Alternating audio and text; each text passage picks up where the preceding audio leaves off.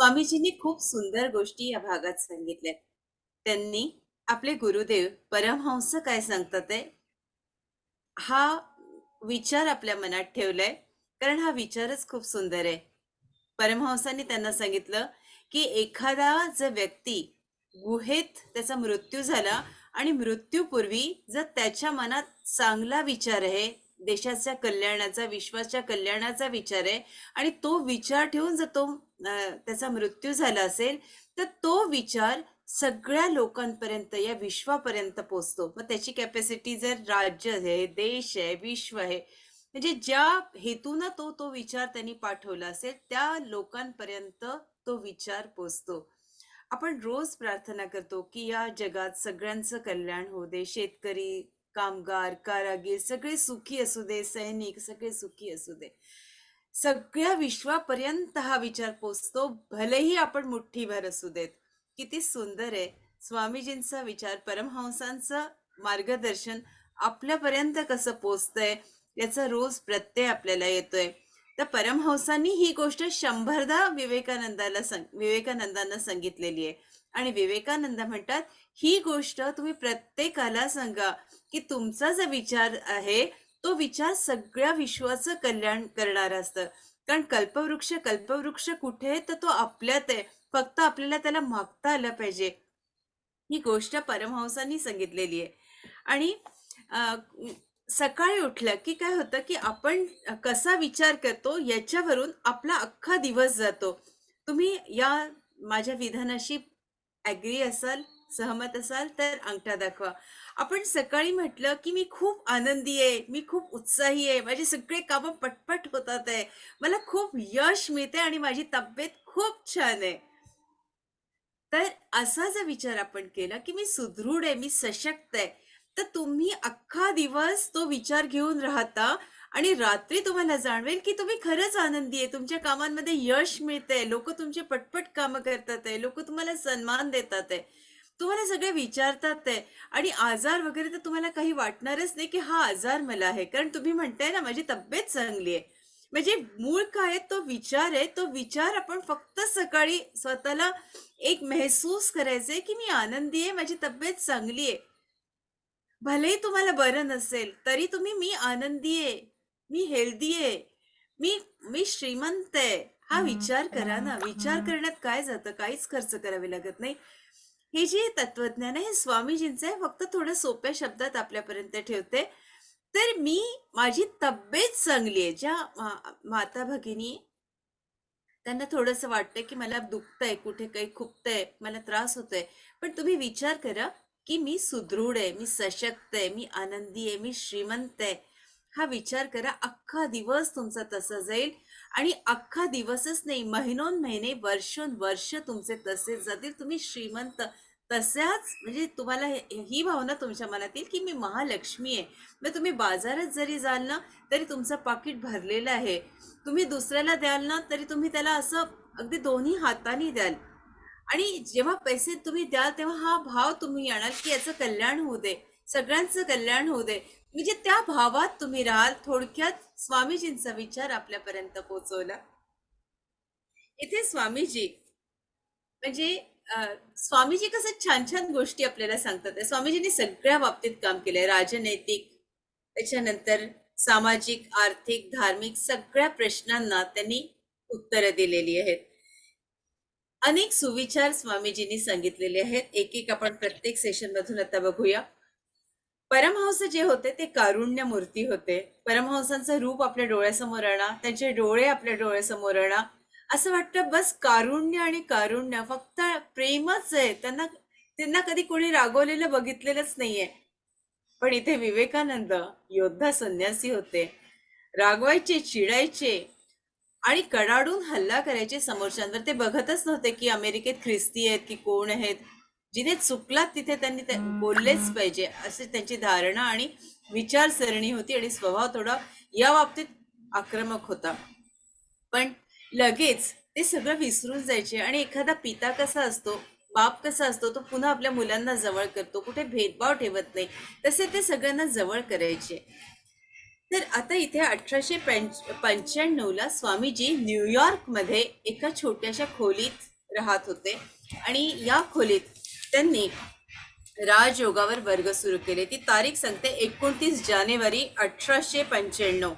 आणि स्वामीजींनी जेव्हा राजयोगावर वर्ग सुरू केले तेव्हा अनेक युवक युवती, अनेक लोक तिथे शिकायला येत. जागा अशी खालीच सगळेजण बसत, म्हणजे स्वामीजींच्या जो पोर्शन होता बाथरूमचा तिथपर्यंत लोक दाटीवाटीने बसत, अगदी बेसिनच्या जवळ सुद्धा.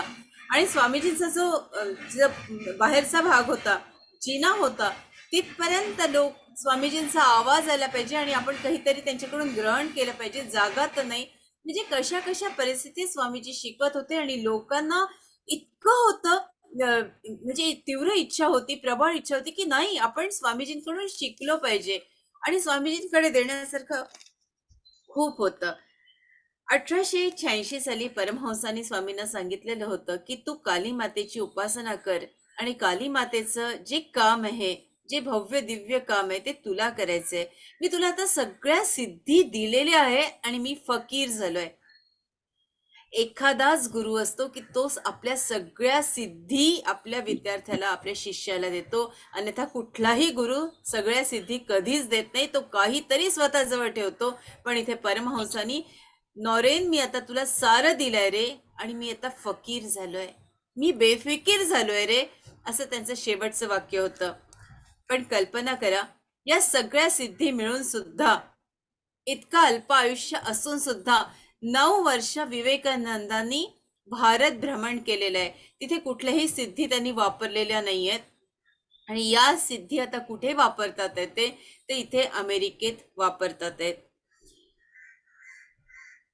9 वर्षाचा काळ नरेंद्रनाथांना त्यासाठी व्यतीत करावा लागला. कुणाचा तरी ऑडिओ सुरू आहे, कृपा करून बंद करा. आता कुठल्या कुठल्या पायऱ्या होत्या, या पायऱ्या खूप महत्वाच्या आहे आणि या आपल्यासाठी महत्वाच्या आहे, म्हणून इथे सगळ्याच्या सगळ्या पायऱ्या आपल्या समोर सादर करते. पहिली पायरी होती की चिंतन. चिंतन किती महत्वाचं आहे. आता ही गोष्ट आपल्याशी कशी संबंधित आहे ती तुम्ही प्रत्येकाने लावा. की चिंतन करणं म्हणजे काय, विचार करणं, मी चुकलो, मी बरोबर आहे की नाही, मी काय करतोय, मी माझा वेळ कसा घालवतोय की नाही, या गोष्टीचा बारीक सारीक विचार करायला हवा.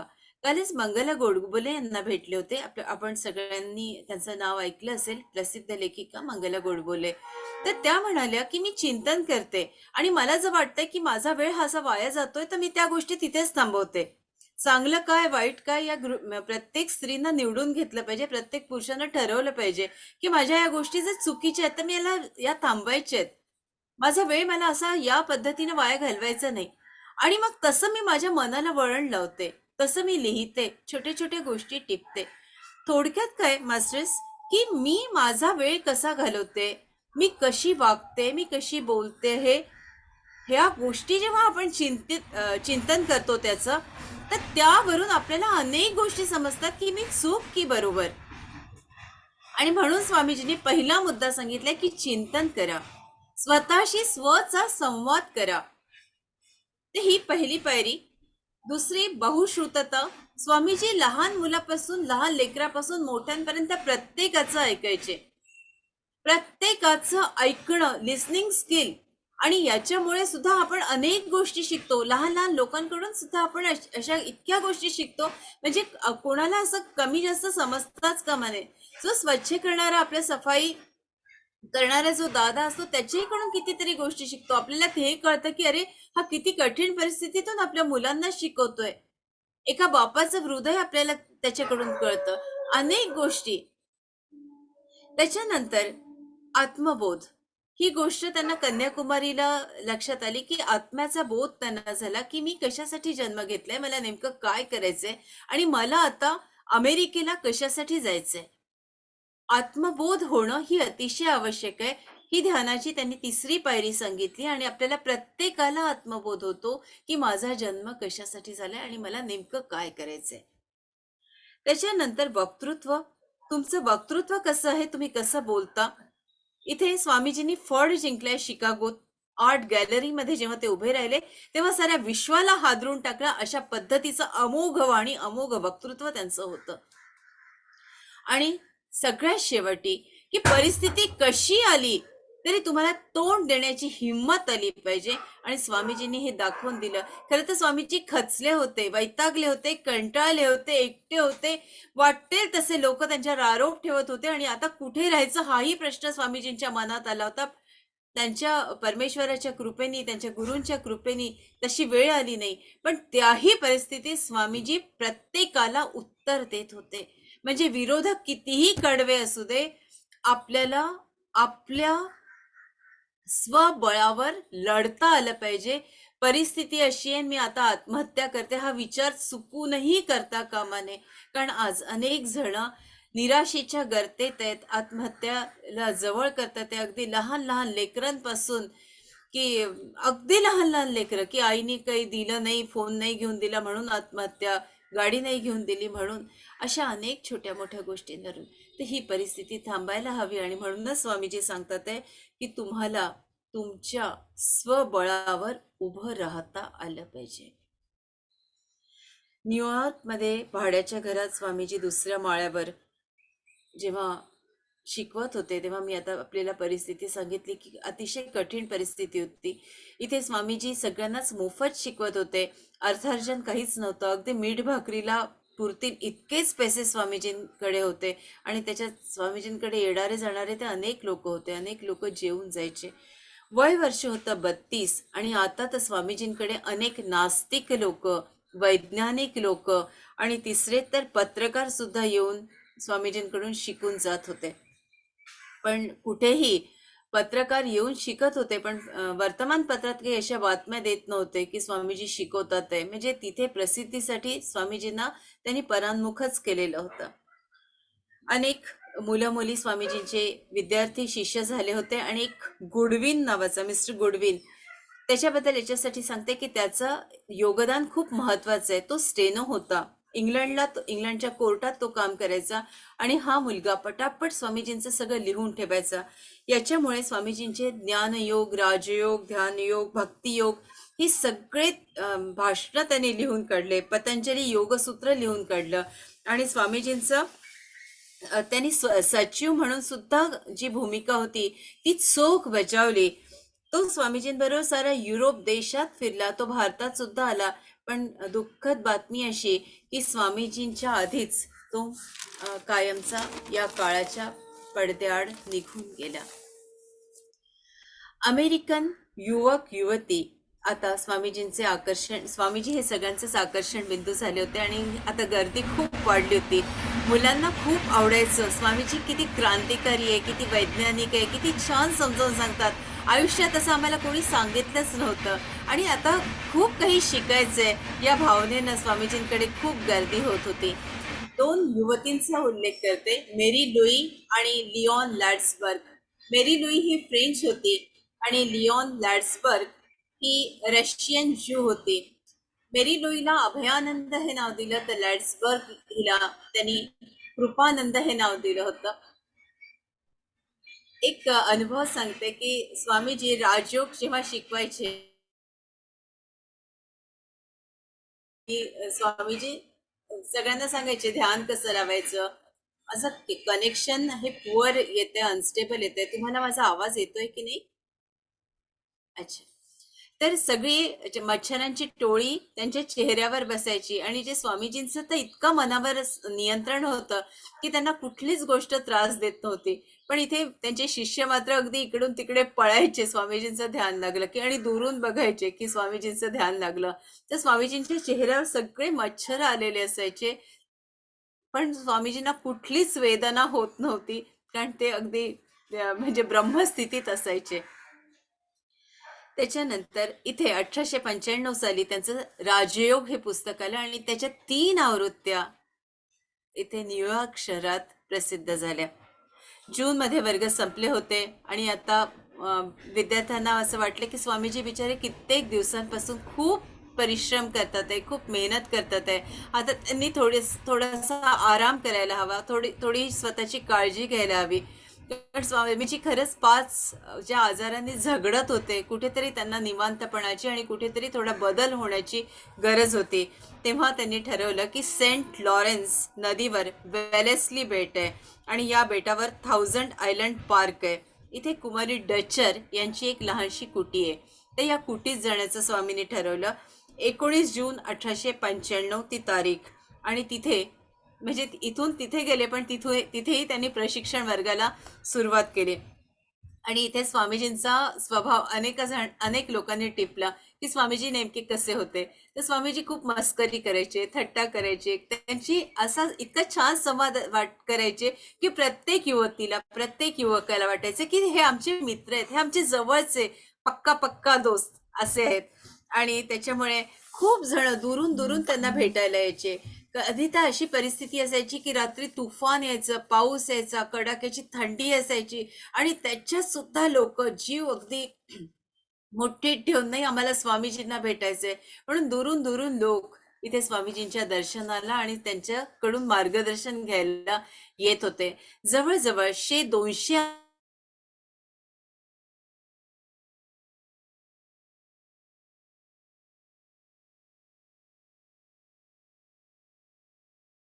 म्हणजे दोघंच संन्यासी झाले. स्वामीजींना खूप आनंद झाला. अलसिंगा पेरुमल हा त्यांचा एक शिष्य होता. त्या शिष्याला त्यांनी एका पत्रात लिहिलं, की मी आता मुक्त झालोय. म्हणजे जसं परमहंसांची भाषा होती तशी स्वामीजींची भाषा आहे, की मी आता मुक्त झालोय. सारे पाश तुटले आहेत. देह राहो अथवा जाओ. आता मला त्याची फिकीर नाही. मी काळजीमुक्त झालोय. कशाला आता काळजी करू? सारं सगळं संपलंय. तर इथे या स्वामीजींच्या वक्तव्यावरून आपल्याला लक्षात येतं, की जेव्हा गुरु सगळं देऊन टाकतो, त्याला एक मुक्ततेचा भाव निर्माण होतो, की आता मी सगळं देऊन टाकलंय जे होतं ते. लपवून ठेवलं की काय होतं, की मी लपवून ठेवलं म्हणजे ते माझ्या जवळच राहतं. पण जेव्हा आपण द्यायला शिकतो, तेव्हा आपण खूप श्रीमंत होतो आणि इथे स्वामीजींनी हा भाव व्यक्त केलेला आहे. जे द्वीप होतं, सहस्त्रद्वीप त्याचं नाव. तर 6 ऑगस्टला स्वामीजी म्हणतात, "हे द्वीपांनो, मी तुम्हाला आशीर्वाद देतोय." म्हणजे याच्यावरून लक्षात येतं, की स्वामीजींनी त्या जागेला सुद्धा आशीर्वाद दिलाय. "हे द्वीपांनो, मी तुम्हाला आशीर्वाद देतोय. मी हृदयापासून तुमच्यावर प्रेम करतोय." आपण ज्या जागेवर राहतो, त्या जागेला प्रेम देणं, आशीर्वाद देणं, आपण स्वतःला जसा आशीर्वाद देतो, तसं त्या जागेला आशीर्वाद द्यायचा. आणि त्याच्यामुळे पुढे काय झालं, तर एलिझाबेथ डचरची ही जी जागा होती, इथे आता न्यूयॉर्कचं स्वामी विवेकानंदांचं केंद्र स्थापन झालेलं आहे. म्हणजे एका कुटीचं रूपांतर विवेकानंद केंद्रामध्ये झालंय. तर मास्टर्स, आपणही आता विनंती करते, हसत हसत सगळे स्वामीजींचं चिंतन करत छान एक ध्यान शिकूया जे स्वामीजींनी दिलंय. तर आता स्वामीजींनी ध्यान कसं शिकवलंय इथे ते सांगते, की स्वामीजींनी सांगितलंय की ध्यानाला बसताना संपूर्ण लक्ष, आधी आपले चष्मे बाजूला काढून ठेवा गे, माझा आवाज आपल्यापर्यंत पोहोचतोय. तर स्वामीजींनी एक ध्यान जे दिलं आहे, ज्याचा उल्लेख केलाय आज, तर सगळं लक्ष आपलं डोळे उघडे ठेवा आणि डोळे उघडे ठेवून नासिकेच्या टोकाकडे इथे ध्यान द्या, लक्ष द्या. असं नासिकेच्या टोकाकडे बघा. एक काही क्षण बघा, तुम्हाला कसं वाटतंय. दोन्ही डोळे नासिकेकडे.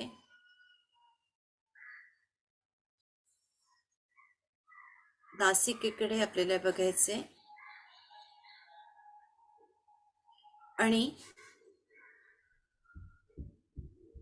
व्हिडिओ उघडले तर बरं. आणि नासिकेकडे बघता बघता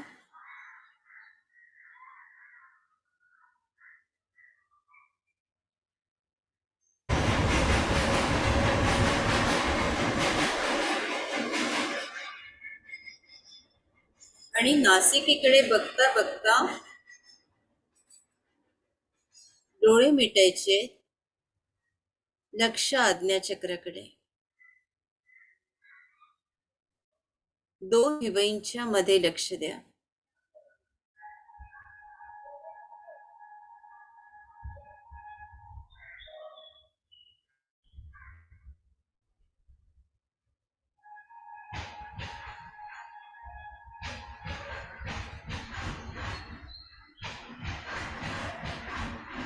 एकदम शांत व्हा मास्टर्स.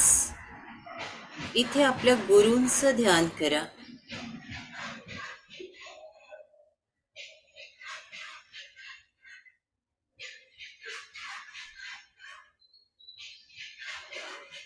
तुम्ही कितीही म्हटलत या जन्मातले गुरु दिसतील किंवा काही मागच्या जन्मातले गुरु सुद्धा तुम्हाला इथे म्हणजे कोणाला तरी परमहंस सुद्धा दिसू शकतात. कोणाला स्वामी विवेकानंद दिसतील, कोणाला शंकर महाराज, कोणाला लहानूजी महाराज. काही भरोसा नाहीये तुमचे याच जन्मातले गुरु दिसतील असं बिलकुल नाही. कोणाला साई महाराज, गोंदवलेकर महाराज, गजानन महाराज, निर्मला देवी, कोणी कोणी कोणाला काहीही दिसू शकतं. पूर्ण ध्यान आज्ञाचक्रावर.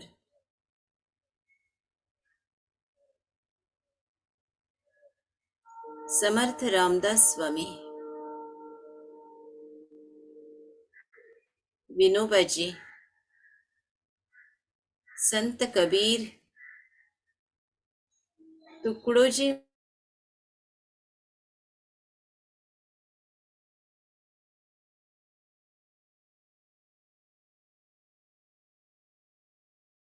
फक्त बघा तिथे प्रकाश बघा.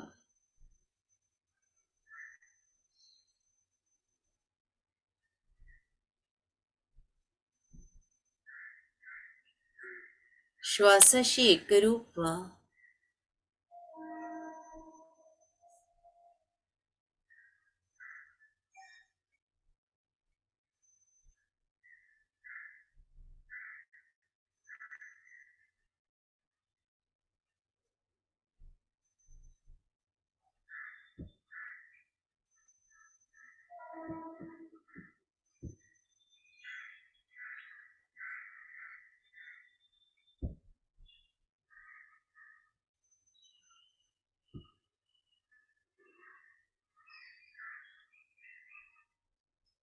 श्वासाशी एकरूप व्हा मास्टर्स.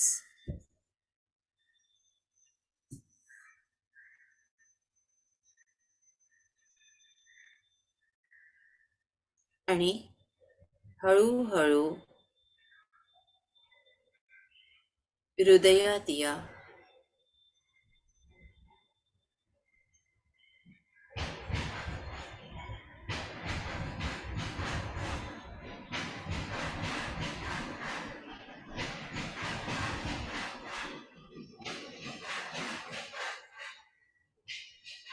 येणारा आणि जाणारा श्वास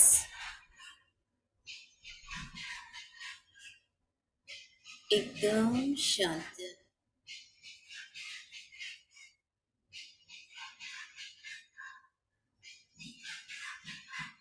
पूर्ण शांत व्हा.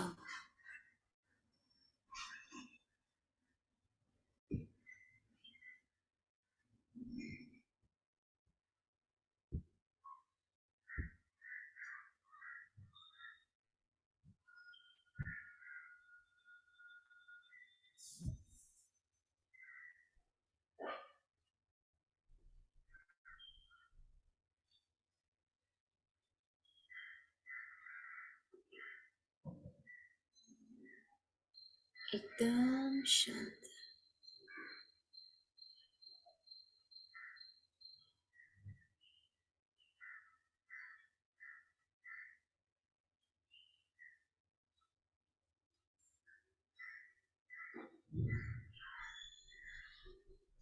फक्त आवाज ऐका मास्टर्स की कुठले आवाज तुम्हाला येतात ते.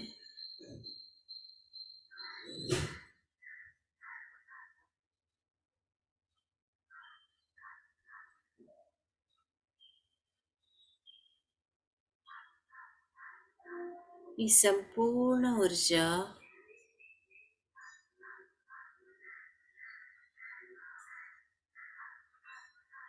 हिच्याशी आपण एकरूप झालेलो आहोत.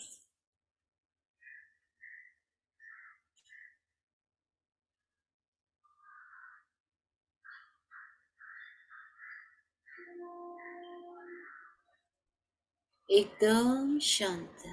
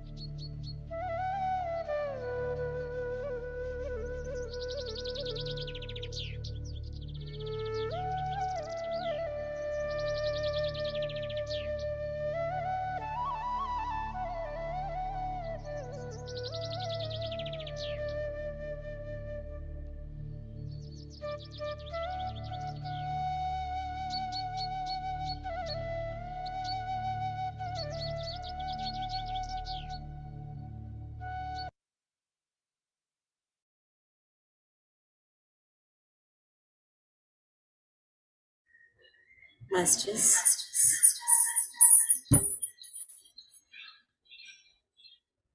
चेतन तिकडे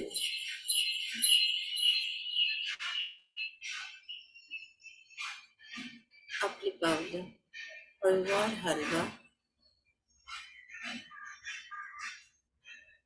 आपल्या आई वडिलांना दंडवत प्रणाम, आपल्या गुरूंना, स्वामीजींना, परमहंसांना, माता शारदा देवींना दोन्ही हात आपल्या सुंदर डोळ्यांवर. 5, 4, 3, 2, 1, 0. अगदी अत्यंत हळुवारपणे प्रकाश बघावा आपल्या उंजळीत.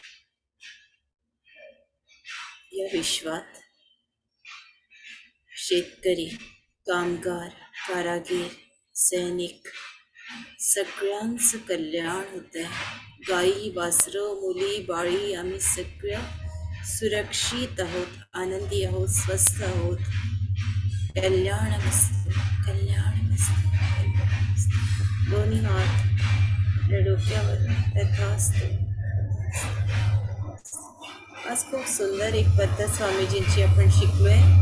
आजचा जो व्हिडिओ आहे दीपाली आपली किंवा गुरुदादा जे अपलोड करतील ते जरूर उल्लेख करा की स्वामीजींच्या ध्यानाची पद्धत, स्वामी विवेकानंदांनी दिलेली पद्धत आज आपण शिकलो. खूप आनंद होतोय आपल्याशी ही शेअर करून. मला वाटतं तुम्हालाही छान वाटलं असेल. आपले अनुभव जरूर लिहा जेव्हा दीपाली आता टाकते तर. प्रत्येकानं 2 ओळी तरी लिहा की तुम्हाला कसं वाटलं, कारण रोज रोज अनुभव घेणंही मला इथे शक्य होत नाहीये. तरी एक 5 मिनिटं आपण तुम्हाला काही मंडळींना खूप बोलायची इच्छा दिसते आज, तर कृपा करून हँड रेस करा आणि बोला. 5-7 मिनिटं बोलू. एवढं ते बघायचं. कोणाला बोलायचं?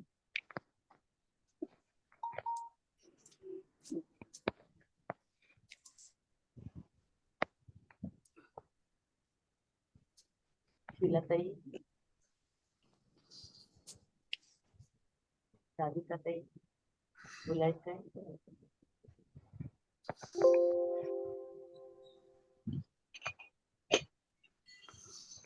ताई नमस्कार. आत्मवंदन. खूप छान ध्यान झालं आज. खूप छान ध्यान झालं. खूपच खोल गेले होते. मोरपीस दिसत होत, बासरी छान वाजत होती. ते रंग दिसले एक एक एक एक लाल, पिवळा, हिरवा, निळा, जांभळा असे छान लेयर्स मध्ये दिसत होते आणि मी खूप खोल गेले. धन्यवाद. धन्यवाद. अनुपमा ताई बोला. आत्मवंदन ताई, खूप छान ध्यान झालं. बरंच काही दिसलं आणि आपण तिघेही दिसलात. निशब्द होतो मी. प्रणाम ताई. शिलाताई बोला. हॅलो ऋताताई, मला ना आज स्वामी विवेकानंद माझ्या हृदयामध्ये दिसले, सतत दिसत होते हृदयामध्ये. आणि स्वामी समर्थांचं नामस्मरण चाललंय आणि हृदयामध्ये विवेकानंद दिसत होते, स्वामी विवेकानंद दिसत होते. खूप छान वाटलं, मस्त, खूप सुंदर. धन्यवाद माऊली, तुमच्यामुळे हे सगळं एवढं घडते आणि दर्शन मिळते आम्हाला. खरंच हृदयामध्ये माझे स्वामी दिसले, विवेकानंद. खूप छान, खूप छान, खूप छान. शारदाताई बोलतायत. खूप छान वाटलं. धन्य झालं. आत्मवंदन.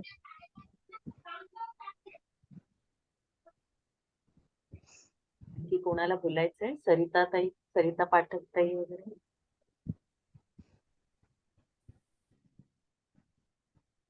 काय बोलावं. मला छान वाटलं ध्यान. आणि आपण म्हटलं की कोण तुमचं गुरु असेल तो तुम्हाला दिसेल किंवा जी तुमच्या मनामध्ये प्रतिमा असेल, तर मला माझा पहिला गुरु माझी आई आठवली आणि का कुणास ठाऊक माझ्या डोळ्यातून पाणी येत होतं. आणि एकच मी केलं की मला माझी मनस्थिती स्टेबल राहू देत, एवढं मी माझ्या गुरूंकडे आणखी रिक्वेस्ट केली, प्रार्थना केली की मन स्टेबल राहू देत, बाकी सगळं होतंच व्यवस्थित. धन्यवाद ताई.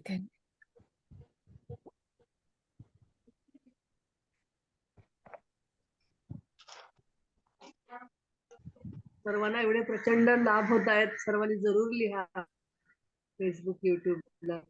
जरूर प्रतिक्रिया व्यक्त करा. ज्या योगे सर्व दूर सर्वांना फायदा होईल याचा. विनंती करते. प्रणाम. आत्मवंदन.